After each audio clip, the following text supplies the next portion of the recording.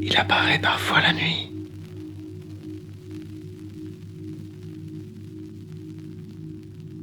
Quand nous traversons la ville, rasant les portes des immeubles,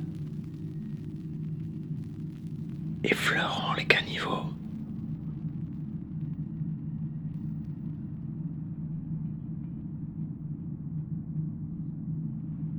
il n'y a pas le moindre souffle d'air pour nous caresser la peau. La moiteur de l'été nous est entrée dans la gorge et s'y est assoupie.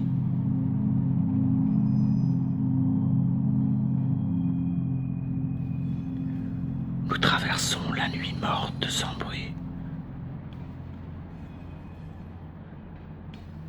Et soudain, il apparaît au tournant d'une rue, sur le boulevard, un espace cru sous la lumière. Un espace cru sous la lumière. Et sous la lumière, enfermés derrière les vitres, il y a ceux et celles qui attendent. Peut-être qu'ils nous entendent dans leur nuit d'insomnie.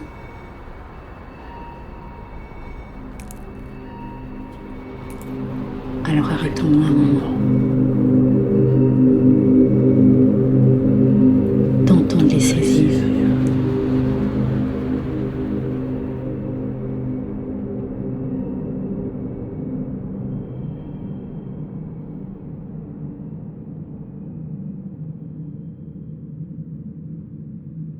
Ils sont venus de leur cuisine aux fenêtres étroites. Ils sont venus des trottoirs qui ne laissent pas de traces. Ils sont venus des nuits qui se répètent en solitaire. Ils sont venus pour la lumière et ses promesses de flammes.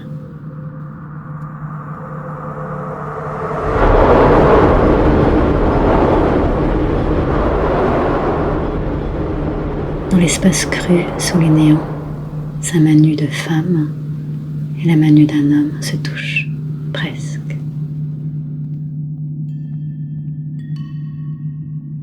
Dans l'espace du presque entre leurs mains, dans l'espace entre leurs épaules, leurs bras en miroir posés sur le bois verni, se niche le désir d'avaler un autre corps dans la moiteur fade de la nuit.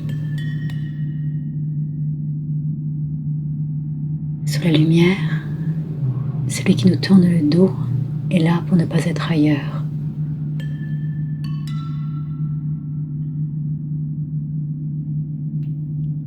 À travers le verre, nous voyons leurs iris arides, leurs épaules frustrées de ne pas savoir quelle porte enfoncer.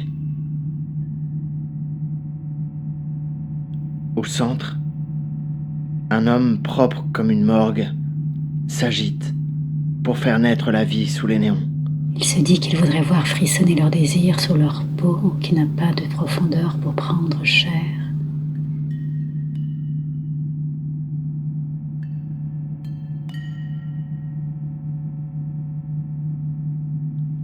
Disséqué sous la lumière, il n'y a plus ni paume, ni souffle, ni veine. Il n'y a plus ce qui nous nommons doux et sauvages. Il y a des hommes tranchés sous les néons. Et nous voulons les rejoindre.